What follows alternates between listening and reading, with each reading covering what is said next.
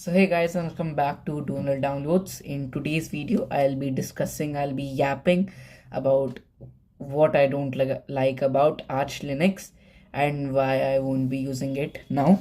So I installed Arch Linux yesterday only. I know I have not explored Arch, but I just don't feel like it because everything is controlled with the terminal and it's just very confusing. It's not like I've never used Linux before and I've like literally straight jumped to the main boss, which is Arch. No, I've used plenty of Linux distros and plenty of operating systems. For example, Popus and Linux Mint, Ubuntu, and many of other operating systems. I'll list them in the description. It's a flex. So I also wanted to install Arch because I wanted to flex it. I wanted to say I use Arch by the way wherever I go. But after installing and after using it for a couple of hours, I have realized that it's just not for me. For example, I had to install this OBS, and it is usually installed via the terminal in the Linux distros, but something was not available. I think some plugin was not available, so I tried to download that using the terminal and I used some ChatGPT commands, and that somehow disabled my Wi-Fi. I don't know how, like plugging to Wi-Fi, I don't know how, and that was very frustrating. Trust me, it was really frustrating. And for example, I opened a new window here, and the cool thing that I like showed to my friends that I use Arch by the way.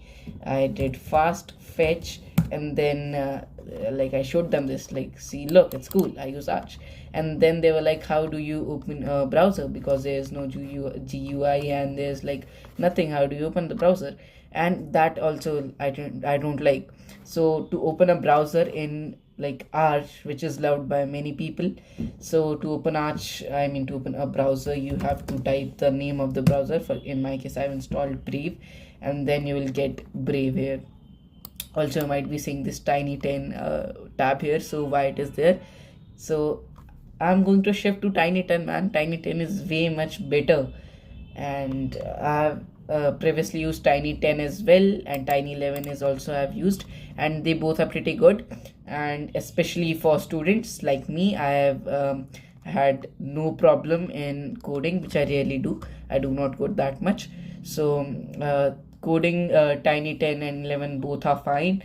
And gaming, I think they both are fine, yes, especially in gaming. So if you use Steam, or let's say you legally download games from a website, legally of course, and you download it, so you will face problem. Why? Because many essential things that are not there in the operating system, because it's a stripped down version of Windows, so many of the things are just like taken out. So it is a struggle to download them, but once you download them, it's good. So I won't say that Tiny 11 and Windows 11 have that much of difference. It does have, but the size comes to the same, so it's basically the same, but just a little ups and downs. You won't get the Copilot and other features, but yeah, it's fine.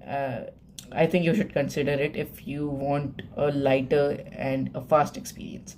Yeah, moving on to Linux, Arch Linux. So yes, to and the main thing with this Linux distro is that most of the Linux distros have a basically what how can I say that, a V bar, I think it is called, or that flat panel where the icons are pinned. For example, in Windows, that icon is that panel is there. We click it and you open the apps. But in here you have to open terminal, and then you have to type your whatever you want to open, or whatever you want to do. So it's really frustrating to me for some reason. And also, let's say you want to open a specific tab in full mode, basically in windowed mode, you can't, because you have multiple windows open. For example, I have opened this OBS here for my screen recording, and I have opened browser here as well. Now what will happen, because I have opened OBS via the terminal, it cannot be opened anyway, I believe. And because I have opened OBS via the terminal will also be opened, as well as the OBS screen. This cannot be hidden, I believe. I don't know if it can be or it cannot, but with my present knowledge, I don't think it cannot be hidden, it cannot be moved. And same with the other things. For example, I have opened this browser here, and then this its terminals also opened. So yeah, I don't like that as well. And let's say if I do want to we can full screen it, a full screen app. For example, if I full screen this OBS, I can full screen it, but you know, it's like this. I hope you're understanding what I'm trying to say.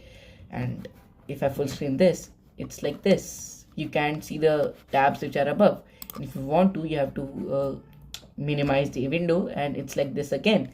And there must be a solution to this, I believe, but I just don't like it. And plus, to like customize, which is highly like said that Linux is highly customizable, and you control everything. I think that's a bit different in Arch, because you have to do every little thing from config files. Man, config files are such a pain, because if you want to just basically change your wallpaper which is there, you have to edit your config file. You have to move. I don't think moving is necessary, but you have to again edit your config files and then add your shit. But I just don't like this. It's very complicated just to change your wallpaper. It's like, what is this customization if you like have to do so much struggle? And yeah, you might get of it, but after you do it couple of times, but it's just not for me. Let me just open a simple config here. So I'll do nano and then config path. So this config /hyper/hyperland.conf, and this is how a config look like. So let me just close this one. So I'm just gonna see, you cannot even like, there's not that X button also there to close it. So how you're supposed to close it?